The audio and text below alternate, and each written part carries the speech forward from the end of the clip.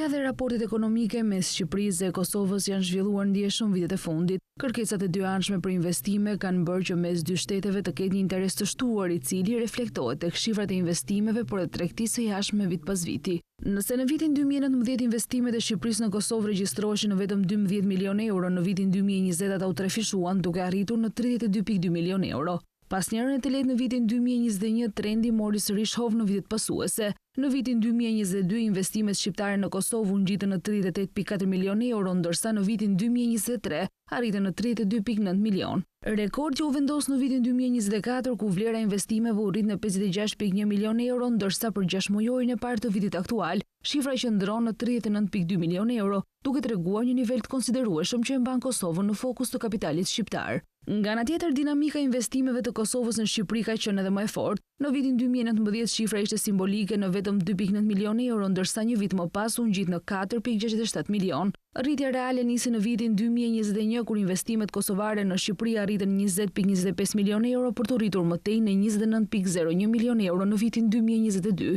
Viti 2023 solli një stabilizim në nivelin 28.1 milion euro, ndërkohë që në vitin 2024 trendi mori hovë të ri me 41.69 milion euro. Kulmi u shënua në gjysmën e parë të vitit 2025, kur investimet e Kosovës në Shqipëri u rritën ndjeshëm në 62.74 milion euro, duke shënuar kështu nivelin më të lartë historik të dekadës. Të dhënat tregojnë gjithashtu se fushat ku përqendrohet pjesa më e madhe e kapitalit janë pasuritë e paluajtshme, ndërtimi dhe prodhimi, të cilat mbeten sektorët më të preferuar nga investitorët shqiptar në Kosovë.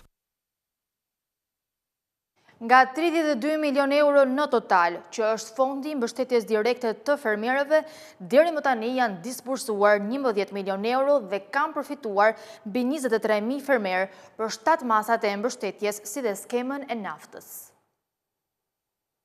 Rreth 23.396 fermerë në të gjithë vendin kanë arritur të marrin financim, pasi janë shpallur fitues në skemën kombëtare të mbështetjes së bujqësisë për vitin 2025. Referuar të dhënave të Ministrisë së Bujqësisë, disbursimi i fondeve të skemës kombëtare të mbështetjes në bujqësi 2025 vijon intensivisht, ku deri më tani janë shpërndar rreth 1.1 miliard lek apo 11 milion euro, ndërsa pagesat për përfituesit e tjerë janë në proces. Masat e skemës kombëtare 2025 përfshin tufën bazë të matrikuluar, gjedhje të imta, zhvillimin e bletarisë, mbështetje për far, fidan dhe inputet të tjera, kultivimin e bimëve aromatiko-mjekësore, fermat organike, certifikimin Global Gap, mbështetje me naftë për punime të mekanizuara në bujqësi. 69.917 aplikime janë regjistruar në Albania nga fermerët apo shoqëritë të bashkëpunimit bujqësor për të pasur akses nga fondet e vëna në dispozicion për financimin e sektorit bujqësor përmes skemës kombëtare të mbështetjes 2025. Më shumë aplikime janë regjistruar për skemën e naftës me afro 52.837 aplikime, ndërsa interes të lartë ka pasur edhe për blegtorin dhe bletarin. Sipas të dhënave zyrtare nga Agjencia për Zhvillimin Bujqësor dhe Rural, për masat 1 deri në 7 janë në total 7.272 fermerë përfitues. Përmes skemës kombëtare të mbështetjes 2025 synohet ulja e kostove të prodhimit për fermerët, rritja e rendimentit dhe fuqizimi i prodhimit made in Albania, duke forcuar konkurrueshmërinë e sektorit bujqësor dhe zhvillimin e qëndrueshëm rural. Aplikimet e skemës kombëtare të mbështetjes në bujqësi janë hapur më 14 prill dhe janë mbyllur më 30 maj 2025. Fondi është 3.2 miliard lek dhe i është dhënë më shumë prioritet financimit të shoqërive të bashkëpunimit bujqësor, të cilat përfitojnë deri në masën 100%.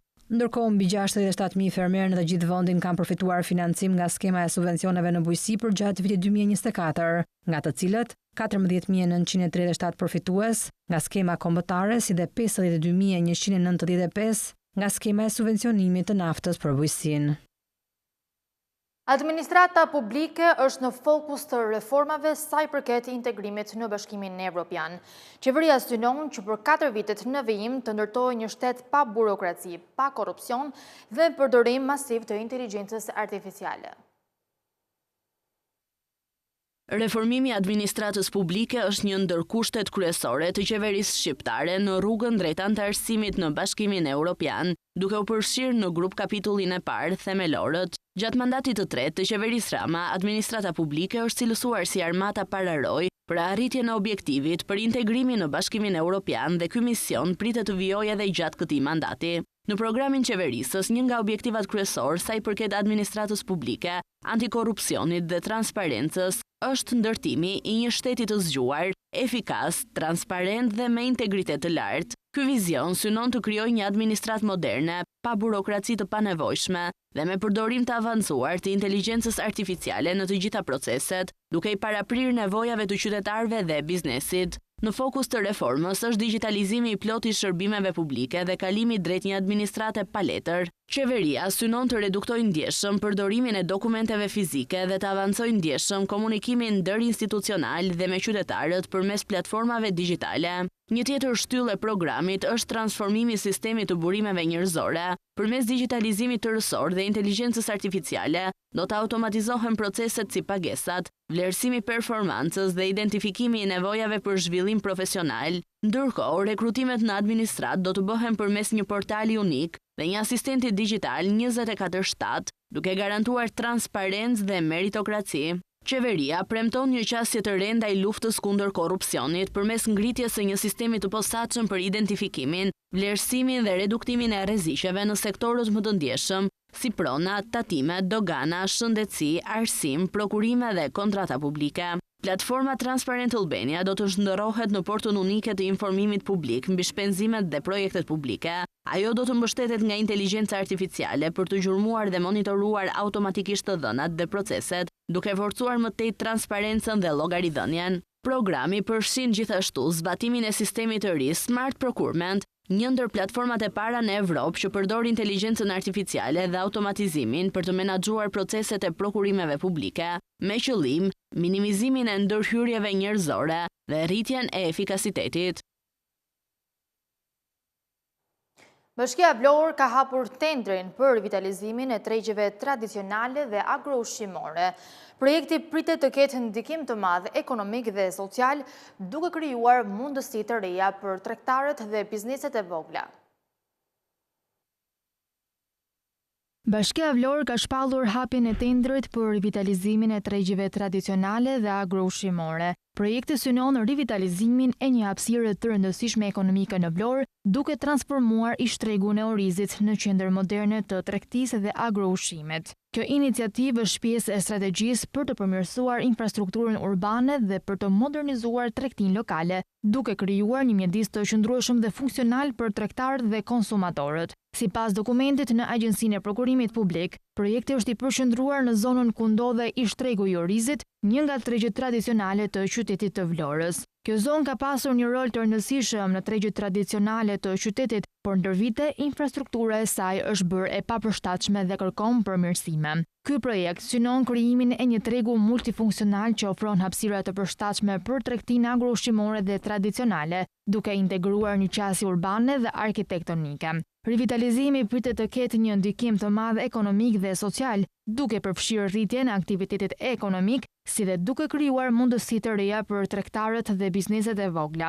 Me zgjerimin e tregjeve dhe infrastrukturës mbështetëse, pritet të krijohen vende të reja pune në sektor të ndryshëm, si tregti, shërbime dhe logjistik. Gjithashtu, krijimi i një tregu modern do të krijojë një mjedis më të sigurt dhe më tërheqës për komunitetin, thuhet në dokument. Po kështu, do të krijohen struktura moderne dhe funksionale me hapësira të gjera dhe të organizuara për tregti, si dhe do të krijohet një infrastrukturë e përshtatshme për të akomoduar aktivitetet e përditshme. Hapësirat janë të ndara në zona të dedikuara për shitje, magazinim dhe shërbime, duke siguruar qarkullim të lehtë dhe efikas për klientët. Plani përfshin edhe lidhje me rrugët kryesore për një qasje të lehtë nga automjetet. Ndërkohë, fondi limiti për llogaritur për këtë projekt është 22.768.000 lekë. Gjatë muajit shtator, shqiptarët kanë treguar një rritje të dukshme të interesit për aplikacionet e inteligjencës artificiale dhe platformat praktike digjitale. Në Android kryeson ChatGPT, ndërsa në App Store vendin e parë e mban Google Gemini, duke reflektuar trendin global të përdorimit të inteligjencës artificiale. Tendencat në botën digjitale ndryshojnë me një shpejtësi të madhe, duke reflektuar risit më të fundit të teknologjisë, zhvillimet e tregut global dhe aplikacionet që njerëzit përdorin çdo ditë. Të dhënat mbi shkarkimet dhe përdorimin e programeve janë një tregues i qartë se si kalojmë kohën tonë gjatë lundrimit në internet dhe çfarë preferencas teknologjike po formsojnë jetën tonë të përditshme. Sipas statistikave të publikuara në App Figures, qytetarët shqiptar gjatë muajit shtator kanë treguar prirje të qarta drejt aplikacioneve të inteligjencës artificiale, lojrave dhe platformave praktike të shërbimeve online. Tek përdoruesit e Android, aplikacioni më i shkarkuar është ChatGPT, i cili ka fituar popularitet fal funksioneve të shumta. Ky fakt tregon se përdoruesit shqiptar janë gjithnjë më të prirur të shfrytëzojnë inteligjencën artificiale për të lehtësuar punën e tyre të përditshme. Në vend të dytë qëndron platforma e blerjeve online, Temu, e cila po njeh një rritje të shpejtë jo vetëm në Shqipëri, por në të gjithë Europën. Roblox, një nga lojrat më të njohura ndërkombëtarisht, pan vendin e tretë, duke reflektuar faktin se gjeneratat e reja në Shqipëri janë pjesë e një trendi global të argëtimit virtual.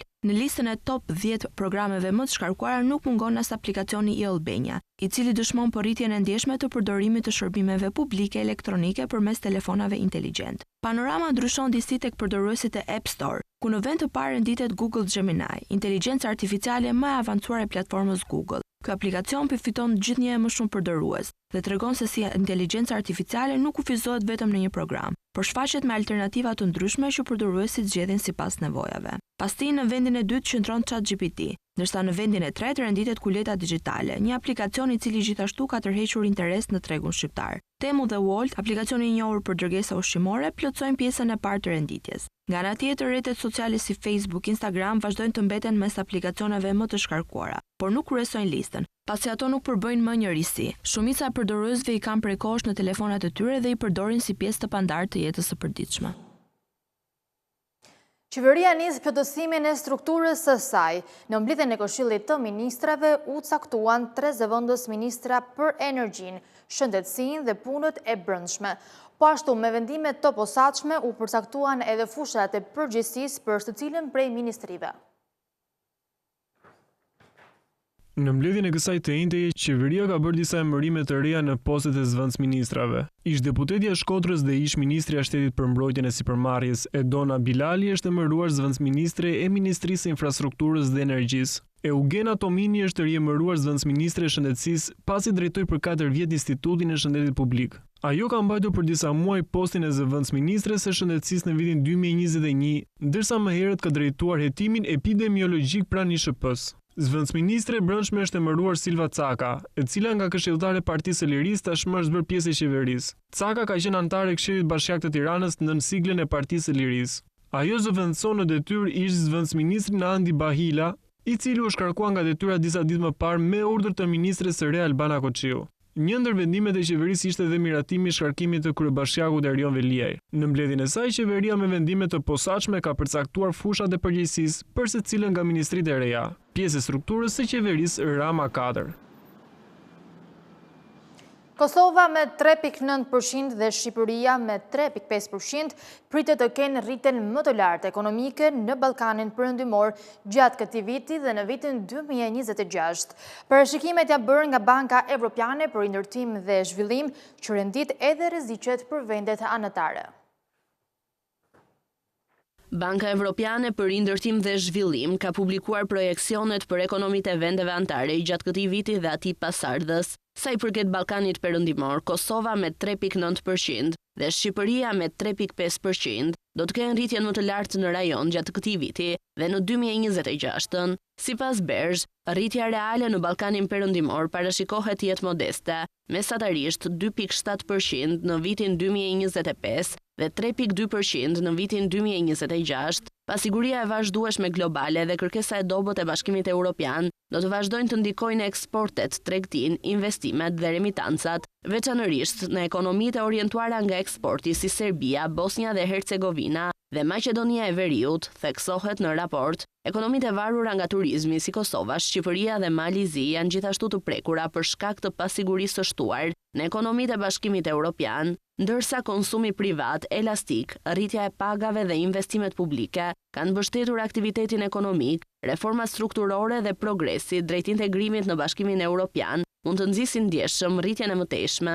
Rritja e kostove të punës, përnjësi dhe inflacioni vazhdojnë të paraqesin sfida të rëndësishme, ndërsa paqëndrueshmëria politike në disa ekonomi rëndon mbi investimet dhe rritjen. Vëren Bergh, sa i përket Shqipërisë, nënvizohet se rritja ekonomike u moderua në 3.4% në tremujorin e parë të vitit 2025, e nxitur nga sektorët e shërbimeve dhe të ndërtimit, ndërsa industria dhe bujqësia përjetuan tkurrje të lehta. Nga ana e shpenzimeve, aktiviteti ekonomik ishte gjërësisht i balancuar, me kontribute të dukshme nga rritja e konsumit qeveritar dhe eksportet e mallrave dhe shërbimeve. Deficiti i llogarisë së rrjedhëse u ngushtua me mbi 40% në krahasim me vitin e kaluar në 3 mujorin e parë të vitit 2025, duke reflektuar ndryshimet në të gjithë komponentët kryesor. Presionet inflacioniste mbetën të ulta me normën vjetore të inflacionit që qëndroi në 2.3% në gusht, por berj rendit edhe rreziqet që kanë të bëjnë me mundësinë e zbutjes së kërkesës brenda eurozonës, rënien e flukseve hyrëse të remitancave dhe faktorët e pafavorshëm klimatik, si thatësira. Nga ana tjetër, zbatimi i përshpejtuar i reformave strukturore dhe përparimet e mëtejshme në integrimin në Bashkimin Evropian, të mbështetura mëtej nga zbatimi i planit të rritjes së BE-s për Ballkanin Perëndimor, mund të forcoj perspektivën e rritjes së Shqipërisë. Qeveria e parashikon që në 4 vitet e ardhshme mbështetja direkte për fermerët të rritet dhe të shkojë në 100 milion euro në vit, ndërsa aktualisht është në nivelin e 32 milion eurove. Përfitues pritet të jenë 150.000 fermerë. Fermerët do të kenë mundësinë që të përfitojnë financim nga qeveria në vlerën 100 milion euro në vit. Në programin 4 vjeçar të qeverisë, thuhet se sa i takon sektorit bujqësor, do të ofrohet mbështetje direkte dhe investime me rreth 100 milion euro në vit sipas praktikave të kap, kondicionalitetit për mjedisin, higjienën, gjurmueshmërinë dhe mirëqenien e kafshëve. Pra e thënë ndryshe do të ketë një rritje të ndjeshme të financimit, i cili vitet e fundit ka qenë në nivelin e 32 milion euro në vit, ndërsa ekspertët kanë kërkuar vazhdimisht rritje të fondeve. Nga këto fonde parashikohet të jenë 150.000 fermerë përfitues të regjistruar në shkallë vendi. Themelet mbi të cilat ndërtohet kap, një politikë e përbashkët për të gjitha vendet e Bashkimit Evropian, është që të mbështesë fermerët e të përmirësojë prodhimin bujqësor, duke siguruar një furnizim të qëndrueshëm me ushqim të përballueshëm, të mbrojë fermerët që të kenë një jetesë të arsyeshme, të ndihmojë kundrejt ndryshimeve klimatike dhe për një menaxhim të qëndrueshëm të burimeve natyrore, të ruajë zonat rurale dhe peizazhin në të gjithë Shqipërinë dhe të ruajë ekonominë rurale të gjallë, duke promovuar punë në fermë, industritë agropërpunuese dhe sektorët e lidhur me të. Shqipëria aktualisht ka si objektive plan madhor që përmes mbështetjes së dhënë në sektor të arrijë një eksport prodhimesh bujqësore prej 1 miliard euro. Objektivat të tjera janë pikat e grumbullimit dhe rritja e madhësisë së fermave. Aktualisht janë të hapura 3 instrumente financimi nga të cilat mund të përfitojnë fermerët, agropërpunuesit dhe sipërmarrësit në fushën e agroturizmit. Skema kombëtare e investimeve 2025, ku në tërësi fermerët përfitojnë 50% grant nga buxheti i shtetit dhe paguajnë vetëm 50% të investimit. Instrumenti i garancisë sovrane me një fond total prej 30 milion eurosh parashikon mbulimin deri në 70% të principalit të kredisë, si dhe linja e kredisë së butë me një fond të dedikuar prej 250 milion eurosh, që synon të mbështesë ndërmarrjet e vogla dhe të mesme në bujqësi dhe agroturizëm. Ndërsa skema e mbështetjes kombëtare në bujqësi është zbatuar në fillim të vitit dhe fondet janë disbursuar tek fermerët, ku është mbështetur bujqësia, blegtoria, bletaria, prodhimi bio e të tjera. Qeveria synon që brenda 4 vjeçarit të përfundojë korridorin e 8 hekurudhor, një linjë nga Durrësi në Pogradec, duke përfshirë edhe hekurudhën Vorhani Hotit, që do lidhë Shqipërinë me Malin e Zi.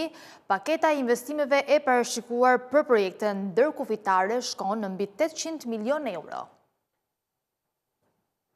Qeveria synon që brenda 4 vjeçarit të përfundojë korridorin 8 hekurudhor, një linjë nga Durrësi në Pogradec. Ambicia është shprehur në programin qeverisës 2025-2029, kundër të tjera thuhet se do garantohet ndërlidhja rajonale me projektet Durrës-Rogozhin dhe Rogozhin-Pogradec, 2 segmentet e këtij korridori, duke përfshirë dhe hekurudhën Vorhani Hotit, që do lidh Shqipërinë me Malin e Zi. Paketa e investimeve të parashikuara për projekte ndërkufitare shkon në mbi 800 milion euro, nga të cilat mbi 400 milion euro kërkohen pikërisht për linjën Durrës-Pogradec. Aktualisht është avancuar me gjetjen e financimit prej 120.5 milion euro për segmentin Durrës-Rogozhin, më konkretisht për këtë lot, që ka një gjatësi prej 33.5 kilometra. Pak javë më parë, Këshilli i Ministrave ratifikoi marrëveshjen e grantit 60.5 milion euro me Bankën Evropiane për Investime. Ky grant është pjesë e mbështetjes financiare të Bashkimit Evropian në kuadër të kornizës së investimeve të Ballkanit Perëndimor dhe shoqërohet me një kredi prej 30 milion euro nga BEI.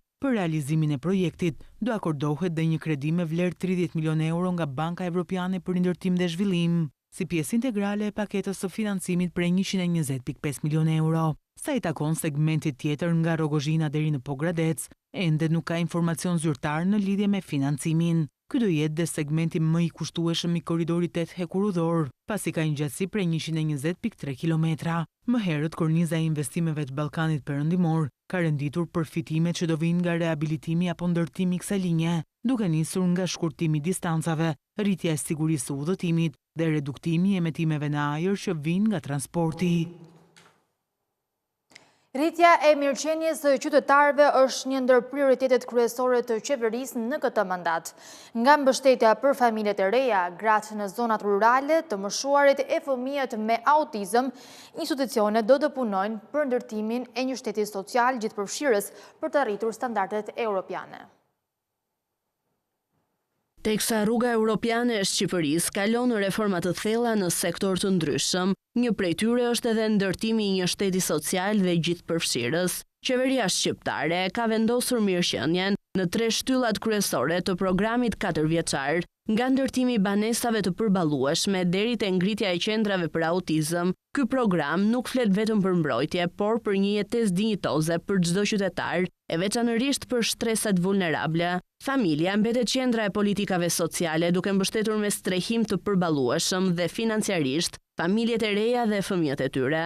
Ndërtimi të paktën 1500 njësive të reja banimi me kosto të ulët deri në vitin 2029, qeveria synon të zgjeroj fondin e banesave sociale, duke përfshirë përshtatjen e ish-konvikteve dhe pronave shtetërore për strehim. Gjithashtu, përdorimin e të ardhurave nga pasuritë e konfiskuara për të financuar programe të strehimit social, zgjerimin e mbështetjes sociale për personat me aftësi të kufizuara, duke garantuar akses në arsim, punësim dhe shërbime publike, dyfishimi i pagesave për fëmijët me aftësi të kufizuara, duke kombinuar gjithashtu përfitimet financiare me shërbime të integruara, si dhe rishikimin e asistencës personale. Qëllimi i këtij programi është kapërcimi nga asistenca drejt aktivizimit përmes lidhjes së ndihmës me edukimin dhe shëndetin, një model që Bashkimi Evropian e mbështet për të thyer ciklin e varfërisë. Një tjetër plan është edhe fuqizimi i rrjetit të qendrave komunitare dhe shërbimeve sociale në partneritet me bashkitë, strukturat për kujdesin ndaj moshës së tretë, asistenca shtëpiake dhe këshillimi psikosocial janë baza për ndërtimin e një kulture të re kujdesi dhe që shpesh ka munguar, sidomos për të moshuarit e vetmuar, që mbetet një plagë e hapur e shoqërisë. Plani i qeverisës shtrihet edhe tek autizmi, duke dyfishuar mbështetjen për fëmijët me aftësi të kufizuara dhe krijimin për herë të parë të një qendre për të rriturit me autizëm, që deri më tani ka munguar. Programi i qeverisës ndalet edhe te gratë, veçanërisht ato në zonat rurale, të cilat shpesh ndodhen në kushtet e pamundësisë për të gjetur punë dhe në rrethana sociale jo të favorshme. Me qëllimin për të integruar, synohet hapja e 20 ndërmarrjeve sociale të reja në zonat rurale. Ky program shkon përtej ndihmës sociale si koncepti i së kaluarës dhe tenton të ndërtojë një shtet të ri social ku qytetari është jo vetëm përfitues, por bashkëkontribues në jetën sociale dhe ekonomike të vendit. Gjatë periudhës 8 mujore të vitit 2025, në Shqipëri kanë hyrë rreth 9 milion vizitorë të huaj, me një rritje prej 5.2% krahasuar me një vit më parë. Shumica e të huajve, rreth 99%, kanë ardhur për arsye personale, ndërsa hyrjet për qëllime biznesi janë rritur me 23.3%. Sipas të dhënave më të fundit të publikuara nga Instituti i Statistikave, muaji gusht ka sjellë një fluks të lartë hyrjesh nga territori i Shqipërisë. Gjatë këtij muaji në vend kanë hyrë rreth 3.36 milion shtetas, çka tregon një rritje prej 8.4% në raport me gushtin e vitit të kaluar. Nga totali i hyrjeve, rreth 986.000 ishin shqiptar, me një rritje prej 5.1%, ndërsa pjesa më e madhe, afërsisht 2.38 milion, i takon shtetasve të huaj, të cilët kanë shënuar një rritje prej 9.9% krahasuar me gushtin e vitit 2024. Nga ana tjetër, edhe daljet nga territori kanë shënuar një rritje të ndjeshme gjatë gushtit. Sipas statistikave, nga Shqipëria kanë dalë rreth 3.33 milion shtetas, duke përfaqësuar një rritje prej 12.1% krahasuar me të njëjtën periudhë të një viti më parë. Brenda këtij numri 994.000 kanë qenë shqiptar, me një rritje prej 10.3%, ndërsa 2.3 milion kanë qenë të huaj, duke regjistruar një rritje edhe më të lartë prej 12.8%. Nëse i referohemi të gjithë periudhës 8 mujore të vitit, shifrat janë edhe më domethënëse. Në total në Shqipëri janë regjistruar rreth 8.96 milion hyrje nga shtetas të huaj, një rritje prej 5.2% krahasuar me të njëjtën periudhë të një viti më parë. Pjesa dërmuese e hyrjeve të huaja janë gjeneruar nga rajoni i Europës, me plot 97% të numrit total. Brenda këtij kontinenti dominon Europa Jugore, e cila zë 77% të hyrjeve të huaja, e ndjekur nga Europa Perëndimore me 9% dhe Europa Qendrore dhe Lindore me 8%. Sa i përket arsyeve të udhëtimit, shifrat tregojnë se shumica e shtetasve, plot 99% e tyre kanë hyrë në Shqipëri për arsye personale, që përfshin pushimet, vizitat familjare apo aktivitete të tjera të ngjashme. Megjithatë, vlen të theksohet se hyrjet e të huajve për arsye biznesi kanë pasur një rritje të ndjeshme për 23.3%, duke sinjalizuar interesin në rritje të investitorëve dhe sipërmarrësve të huaj për të eksploruar mundësitë që ofron vendi. Referuar shifrave të Instat, peshën më të madhe të vizitorëve të huaj e mbajnë shtetasit e Kosovës me mbi 3.3 milion, por tregjet e reja kanë sjellë befasit më të mëdha, ku Izraeli ka shënuar rritjen më të madhe me mbi 500%. Shqipëria po vijon të përjetojë suksesin e ri turistik me shifra që shënojnë jo vetëm rritje të përgjithshme, por edhe zhvillime të veçanta që e bëjnë panoramën e hyrjeve të huaj më të larmishme dhe më interesante se kurrë. Nga janari deri në gusht të vitit 2025 në vend kanë hyrë mbi 8.9 milion vizitorë, një rritje prej 5.2% krahasuar me të njëjtën periudhë të vitit kaluar. Pesha më e madhe se zakonisht i takon Kosovës. Më shumë se 3.3 milion shqiptarë të Kosovës kanë hyrë në Shqipëri në 8 muajt e parë të vitit, por rritja shtuajse e pandjeshme me vetëm 0.6%. Kjo tregon se ky treg është tashmë i konsoliduar dhe nuk ka shumë hapësirë për shpërthime të reja. Në të kundërt, Maqedonia e Veriut ka shënuar një rritje të ndjeshme me 10.1%, ndërsa Greqia edhe më lart me 11.5%, Malizi mbetet në rritje të lehtë me 4.6%, por ndërkohë fqinjet mbeten shtylla kryesore e turizmit hyrës në Shqipëri, duke ruajtur peshën tradicionale në këtë treg. Në Europën perëndimore ka ndodhur një surprizë e madhe ku Franca ka rritur hyrjet me 43.9%, një rritje e tillë e vendos Francën mes tregjeve më të gjalla të momentit. Po aq do me thënë se është dhe Gjermania që ka shënuar një rritje prej 21% dhe ka kaluar shifrën e 300.000 vizitorëve.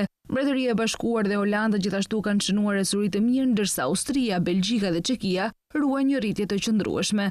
Megjithatë, jo çdo treg europian ka reaguar njësoj.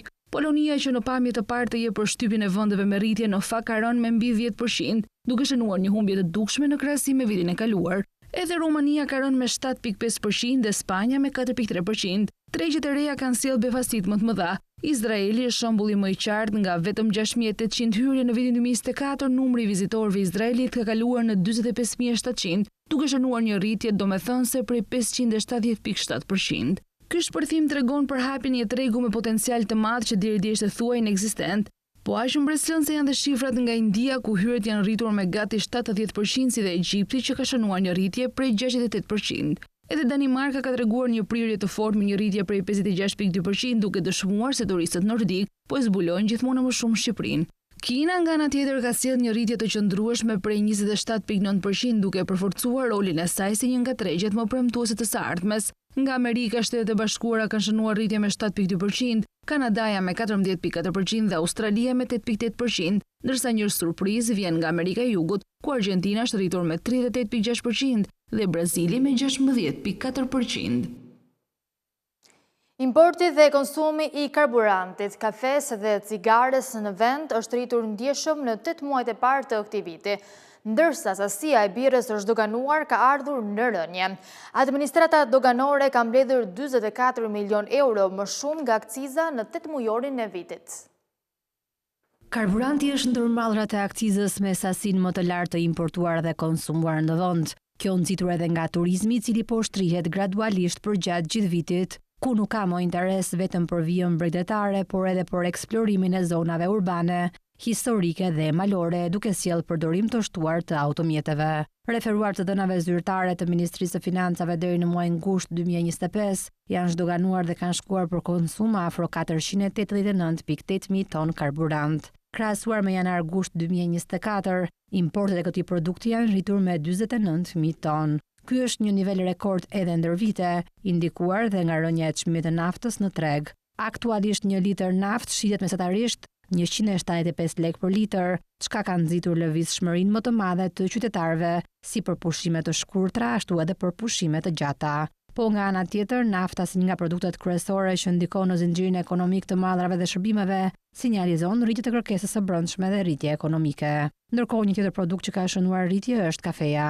Në 8 mujorin e parë të vitit janë importuar 6.175 ton kafe, me një rritje prej 565 ton në raport me një vit më parë.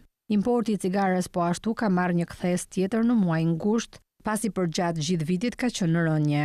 Kështu në 8 muaj janë importuar 2257 ton, me një rritje prej 222 ton në raport me janar-gusht 2024. Ndërsa kthes ka pasur dhe importi I birrës, pasi paraqitet me rënje në raport me vitin e kaluar. Deri në gusht janë importuar 41.200 ton apo rreth 900 ton më pak. Rënja për këtë produkt I referohet kryesisht muajit gusht. Të ardhurat nga akciza përgjatë periudhës janar-gusht 2025 janë realizuar në shumën 462 milion euro, me një rritje prej 44 milion euro.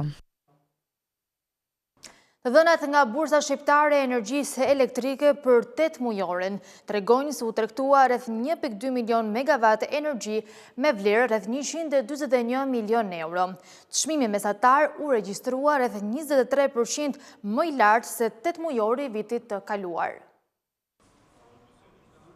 Rreth 1.2 milion megavator energji u tregtua në bursën shqiptare të energjisë elektrike gjatë 8 mujorit të këtij viti, teksa vlera e transaksioneve përllogaritet në rreth 141 milion euro. Sipas të dhënave të tregut të ditës në avans të raportuara nga Alpex, çmimi mesatar u regjistrua në 119 euro për megavator, një çmim 23% më I lartë se 8 mujori I vitit të kaluar, ku çmimi mesatar për të njëjtën periudhë ishte 97 euro për megavator. Po ashtu të dhënat tregojnë se ka një rritje me 32% të volumit të energjisë të tregtuar në bursë në raport me periudhën janar-gusht 2024. Ndërkaq Alpex ka raportuar dhe shifrat e tregut të ankandeve brenda së njëjtës ditë, që nisën të zhvillohen në dhjetor të vitit të kaluar. Kështu për periudhën janar-gusht, një volum total prej 9430 megavatori energjisë elektrike u tregtua në këtë treg të Alpexit, me një çmim klerues mesatar prej 153.4 euro për megavator. Vetë Alpex ka konsideruar nisjen e zhvillimit të ankandeve brenda së njëjtës ditë një arritje dhe hap të rëndësishëm përpara në tregun rajonal të energjisë elektrike, duke forcuar tregtinë ndërkufitare dhe integrimin e tregjeve. Bursa shqiptare e energjisë elektrike menaxhon dhe operon tregun e organizuar me shumicë të energjisë elektrike për zonat e ofertimit të Shqipërisë dhe Kosovës. Shqipëria ka shënuar një arritje të jashtëzakonshme në fushën e sigurisë kibernetike, duke u renditur në vendin e 15 në botë. Ky rezultat përfaqëson një ngritje prej 39 pozicionesh krahasuar me vitin 2023, kur vendi ynë ishte në vendin e 54. Shqipëria ka shënuar një arritje të jashtëzakonshme në fushën e sigurisë kibernetike, duke u renditur në vendin e 15 në botë me 85 pikë, sipas National Cyber Security Index. Ky rezultat përfaqëson një ngritje prej 39 pozicionesh krahasuar me vitin 2023, kur vendi ynë ishte në vendin e 54 me 62.34 pikë. Brenda vetëm 2 vitesh, Shqipëria ka kaluar 10 shtete të mëdha duke u shndërruar në një nga historitë më të jashtëzakonshme të suksesit në sigurinë kibernetike globale, ku konsistojnë disa nga pikat e progresit. Sipas raportit, korniza ligjore dhe institucionale, Shqipëria ka përditësuar kuadrin ligjor, janë miratuar akte nën ligjore të reja, ka një strategji kombëtare, plan veprimi funksional dhe është konsoliduar roli AKSK si autoritet qendror për sigurinë kibernetike. Ndërgjegjësimi publik dhe analiza e kërcënimeve është siguruar 100% përmbushje, publikohen raporte për kërcënimet kibernetike dhe zhvillohen fushata të rregullta ndërgjegjësuese, duke rritur nivelin e informimit të qytetarëve dhe institucioneve. Reagimin ndaj incidenteve nga boshllëqe të dukshme në 2023-shin, sot Shqipëria ka arritur 100% përmbushje me kapacitet kombëtar të CIRT, mekanizma online për raportim dhe detyrime ligjore për operatorët. Menaxhimi I krizave, një nga fushat me rritjen më të ndjeshme fal planit kombëtar për krizat kibernetike dhe trajnimeve praktike kombëtare rajonale. Mbrojtja e infrastrukturave kritike dhe të dhënave personale është arritur 100% përmbushje, duke vendosur detyrimet ligjore për infrastrukturat kritike, skema auditimi dhe mbrojtje të garantuar nga autoritetet përgjegjëse. Bashkëpunimin ndërkombëtar, Shqipëria ka përmbushur 100% të indikatorëve duke marrë pjesë aktive në rrjetet e Bashkimit Evropian, OSBE-s dhe iniciativave globale për ndërtimin e kapaciteteve. National Cyber Security Index është një indeks ndërkombëtar që mat nivelin e përgatitjes së shteteve për të parandaluar kërcënimet dhe për të menaxhuar incidentet kibernetike. Ai zhvillohet nga e-Governance Academy në Estoni, një organizatë e njohur globalisht për ekspertizën në qeverisjen digjitale dhe sigurinë kibernetike. Indeksi përfshin 112 shtete dhe vlerëson mbi 40 indikatorë që mbulojnë kuadrin ligjor dhe institucional, mbrojtjen e shërbimeve kritike dhe të dhënave personale, kapacitetet e reagimit dhe menaxhimit të krizave, si dhe bashkëpunimin ndërkombëtar. Rezultati i vitit 2025 tregon se Shqipëria, nëpërmjet Autoritetit Kombëtar për Sigurinë Kibernetike, ka ndërtuar kapacitete të qëndrueshme institucionale dhe teknike, duke bërë sigurinë kibernetike një element kyç të zhvillimit dhe integrimit digjital të vendit tonë. Me një fond limit prej 330.5 milion lek, Bashkia Lezhë pritet të rehabilitojë rrugët urbane. Referuar dokumenteve të tenderit, investimi synon të përmirësojë ndjeshëm cilësinë e jetës për banorët dhe të rrisë sigurinë rrugore. Bashkia Lezhë ka shpallur hapjen e tenderit për rehabilitimin e rrugëve urbane. Fondi limiti përllogaritur është 330.563.000 lek. Investimi synon të përmirësojë ndjeshëm cilësinë e jetës për banorët dhe të rrisë sigurinë rrugore. Sipas dokumentit në Agjencinë e Prokurimit Publik, në fokus të këtij projekti është rehabilitimi i rrugës Shelbuem. Sipas dokumentit në Agjencinë e Prokurimit Publik, në fokus të këtij projekti është rehabilitimi i rrugës Shelbuem, një nga akset kryesore të qytetit, e cila aktualisht ndodhet në gjendje të rënduar infrastrukturore. Sipas dokumentacionit teknik të përfshirë në tender, konstatohet se kjo rrugë paraqet një sër problematikash të theksuara, përfshirë plasaritje të shtresës asfaltike, grovëzime të shumta si dhe prishje të strukturës ekzistuese të rrugës, që bëjnë të vështirë dhe të pasigurt qarkullimin për mjetet dhe këmbësorët. Po kështu, një tjetër segment që do të përfshihet në ndërhyrje është rruga Princat e Kuvendit, e cila ndodhet në një zonë të banuar. Edhe ky aks do të nënshtrohet procesit të sistemimit dhe asfaltimit për të krijuar kushte më të mira për lëvizjen e banorëve dhe për të rritur aksesin në këtë zonë. Projekti i rehabilitimit parashikon ndërhyrje edhe në disa rrugë të tjera urbane në qytetin e Lezhës, të cilat paraqisin problematika të ngjashme infrastrukturore. Bëhet fjalë për akse të rëndësishme brenda zonave të banuara, ku pritet ndërhyrje për përmirësimin e shtresës asfaltike, sistemimin e trotuareve, të cilat ndodhen në zona të banuara. Ndërto janë Mbretëresh Teuta, Nën Tereza, Ibrahim Kodra, Gjergj Araniti, Ullishte, Becvetani, Qemal Ataturku, Besa, Pjetër Arpnori, Dardania dhe Principata e Arbrit. Kjo nismë për rehabilitimin e rrugëve urbane vjen si pjesë e planit të bashkisë për përmirësimin e infrastrukturës.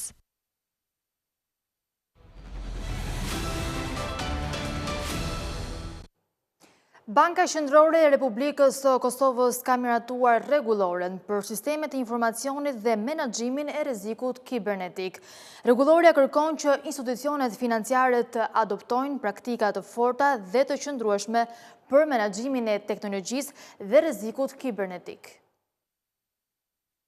Banka Qendrore e Republikës së Kosovës ka miratuar rregulloren për sistemet e informacionit dhe menaxhimin e rrezikut kibernetik, e cila vendos një kornizë gjithëpërfshirëse për forcimin e sigurisë digjitale dhe qëndrueshmërisë operacionale në sektorin financiar. Ky hap pasqyron realitetin e transformimit digjital të sektorit financiar, ku teknologjitë e reja dhe përdorimi inovativ i atyre ekzistuese rrisin efikasitetin operativ dhe cilësinë e shërbimeve për konsumatorët. Megjithatë, digitalizimi sjell edhe ekspozim më të madh ndaj rreziqeve teknologjike dhe kibernetike, të cilat po bëhen gjithnjë më të sofistikuara dhe mund të ekspozojnë ndaj rrezikut ekosistemin financiar. Artimi rregullores është mbështetur nga Fondi Monetar Ndërkombëtar dhe është ndërtuar mbi vlerësimet e industrisë dhe rezultatet e mbi 10 ekzaminimeve të realizuara në vitet e fundit. Rregulloria kërkon që institucionet financiare të adoptojnë praktika të forta dhe të qëndrueshme për menaxhimin e teknologjisë dhe rrezikut kibernetik, me standarde të detyrueshme për institucionet financiare, duke respektuar parimin e proporcionalitetit sipas veprimtarisë, madhësisë, kompleksitetit dhe profilit të rrezikut të tyre.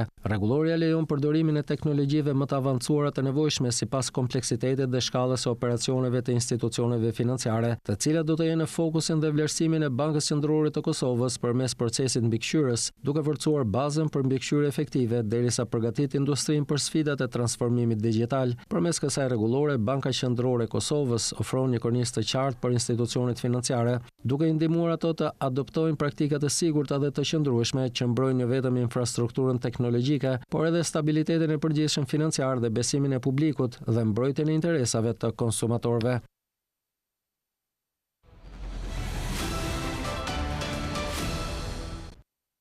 Presidenti Donald Trump ka shpallur tarifat të reja të larta për një sër mallrash të importuara, duke përfshirë barnat, kamionët dhe mobiljet. Sipas tij, masat janë të nevojshme për të mbrojtur prodhuesit vendas. Presidenti Donald Trump ka shpallur një raund të ri tarifash ndëshkuese mbi një gamë të gjerë mallrash të importuara, duke thënë se Shtetet e Bashkuara të Amerikës do të vendosin tarifa 100% për barnat, 25% për kamionet e rëndë dhe 50% për mobiljet e kuzhinës. Gjatë mandatit të tij të dytë, Trump ka nisur disa heretime për sigurinë kombëtare që synojnë vendosjen e tarifave të reja për produkte të ndryshme, duke krijuar pasiguri në ekonominë globale dhe bllokuar vendimarrjen e bizneseve. Ai gjithashtu tha se nga java e ardhshme do të vendosë tarif 50% për pajisjet e banjës dhe 30% për mobiljet e mbuluara me stof, me të gjitha masat e reja që do të hyjnë në fuqi më 1 tetor. Tarifa e re 100% për çdo produkt farmaceutik marke ose të patentuar do të aplikohet për të gjitha importet, përveç se nëse kompania ka filluar tashmë ndërtimin e një fabrike prodhimi në Shtetet e Bashkuara, deklaroi Trump. Ai shtoi se masat e reja për kamionet e rëndë kanë për qëllim të mbrojnë prodhuesit vendas nga konkurrenca pa drejt nga jashtë dhe se nga kjo lëvizje do të përfitojnë kompaninë si Peterbilt, Kenworth si dhe Freightliner. Tarifat e reja për kuzhinat, banjat dhe disa lloje mobiljesh u vendosën nga Trump për shkak të niveleve shumë të larta të importeve që sipas tij po dëmtojnë prodhuesit vendas. Arsyeja për këtë është për mbytja në shkallë të gjerë këtyre produkteve në Shtetet e Bashkuara nga vendet e tjera, shkroi Trump në Truth Social. Shoqata amerikane e prodhuesve të barnave shprehur kundër tarifave të reja për barnat, duke thënë më herët këtë vit se 53% e përbërësve me vlerë 85.6 miliard dollar që përdoren në Shtetet e Bashkuara prodhohen brenda vendit, ndërsa pjesa tjetër vjen nga Europa dhe aleat të tjerë. Dhoma amerikane e tregtisë ka bërë thirrje departamentit që të mos vendos tarifa të reja për kamionet, duke theksuar se 5 vendet kryesore eksportuese të këtyre automjeteve janë Meksika, Kanadaja, Japonia, Gjermania dhe Finlanda, të gjitha aleat ose partner të ngushtë të Shteteve të Bashkuara, që nuk përbëjnë kërcënim për sigurinë kombëtare. Meksika është eksportuesi më i madh i kamionëve të mesëm dhe të rëndë në Shtetet e Bashkuara. Një studim i publikuar në janar tregoi se importet e këtyre automjeteve nga Meksika janë trefishuar që nga viti 2019. Ekonomia e Shteteve të Bashkuara të Amerikës u rrit me 3.8% në 3 mujorin e dytë, një përmirësim i ndjeshëm pas kurjes në fillim të vitit. Ndryshimi erdhi kryesisht fal uljes së importeve dhe rritjes së shpenzimeve të konsumatorëve. Ekonomia e Shteteve të Bashkuara të Amerikës u rrit me 3.8% nga prilli deri në qershor, sipas një raporti të qeverisë që përfaqëson një përmirësim të ndjeshëm të vlerësimit të mëparshëm për rritjen në 3 mujorin e dytë. Prodhimi brendshëm bruto, treguesi i përgjithshëm i mallrave dhe shërbimeve të prodhuara në vend, u ri më këmbë në pranverë pas një rënje prej 0.6% në 3 mujorin e parë, shkaktuar kryesisht nga pasojat e luftrave tregtare të presidentit Donald Trump, bëri të ditur Departamenti i Tregtisë. Më parë ky departament kishte vlerësuar rritjen e 3 mujorit të dytë në 3.3%, rënja e prodhimit të brendshëm bruto në 3 mujorin e para në 3 vitet e fundit, erdhi kryesisht për shkak të një rritje të madhe të importeve që zbritej nga prodhimi i brendshëm bruto, pasi bizneset nxituan të sillnin mallra të huaja përpara se Trump të vendoste taksa të reja mbi to. Ky trend u përmbys në 3 mujorin e dytë, siç ishte parashikuar. Importet u tkurrën me 29.3%, duke shtuar mbi 5% në rritjen ekonomike nga prilli në qershor. Shpenzimet e konsumatorëve u rritën me 2.5% në krahasim me vetëm 0.6% në 3 mujorin e parë, edhe dukshëm më lart vlerësimit të mëparshëm. Që kur është rikthyer në shtëpinë e bardhë, Donald Trump ka përmbysur dekada politikash amerikane që mbështesin tregtinë e lirë. Ai ka vendosur taksa mbi importet nga pothuajse çdo vend i botës dhe ka shenjëstruar edhe produkte specifike si çeliku, alumini dhe makinat. Lideri amerikan sheh tarifat si një mënyrë për të mbrojtur industrinë amerikane, për të rikthyer fabrikat në Shtetet e Bashkuara dhe për të ndihmuar në financimin e uljes së madhe të taksave që ai nënshkroi më 4 korrik. Por ekonomistët tradicional thonë se tarifat do të dëmtojnë ekonominë, duke rritur kostot dhe duke i bërë kompanitë të mbrojtura më pak efikase. Ata theksojnë se këto detyrime paguhen nga importuesit në Shtetet e Bashkuara, të cilët përpiqen t'u akalojnë kostot konsumatorëve përmes çmimeve më të larta. Kemi mbërritur në fund të këtij edicioni informativ. Për më tepër informacione mund të klikoni në faqen tonë të internetit skandv.al, ku mund të gjeni gjithçka mbi ekonominë, bankat, sigurimet, tregjet financiare e të tjerë. Gjithashtu mund të na ndiqni edhe në rrjetet sociale si Facebook, Instagram, YouTube dhe LinkedIn. Faleminderit për vëmendjen, bashkë mirëpafshim.